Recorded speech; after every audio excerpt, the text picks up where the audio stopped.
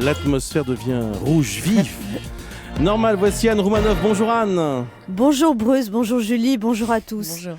Je voudrais avoir ce matin une pensée pour Ségolène, tombée hier devant le suffrage universel, qu'elle déveine. Ségolène, candidate battue, reine déchue, annonçait elle-même sa déconvenue. Le félon Félorny l'a trahi, enfin les électeurs ont choisi Falorni. Ségolène, bouche pincée, mes femmes debout dans la défaite. Ségolène, une fois de plus, qui n'en fait qu'à sa tête.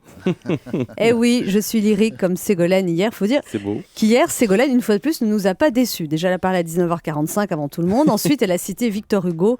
Toujours la trahison trahit le traître, jamais une mauvaise action ne vous lâche. On aurait dit un sujet du bac philo. Traître, mais à qui pouvait-elle bien faire allusion ? À Falorni, à sa grande amie Valérie ?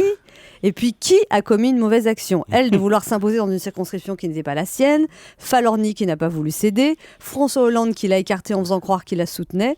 Il y a du Mitterrand dans cet homme-là. Marine Le Pen aussi a été battue de 114 voix, et là, ça n'était pas du tout le même style. Elle était rayonnante, souriante, étonnamment reposée. On aurait dit qu'elle revenait d'une semaine de vacances, alors qu'elle vient juste de se taper 2 campagnes électorales.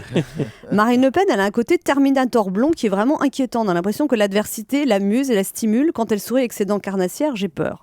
Ou alors, elle était soulagée de rester dans l'opposition. Vous imaginez, s'il avait été élue, elle aurait dû faire quelque chose, mais quoi ? Sinon, hier, sa nièce, Marion Maréchal Le Pen, a été élue à 22 ans. Marion, Marine, on attend Mario, Marina, Marin, Marinette. J'espère qu'ils ne se sont pas trop reproduits dans la famille.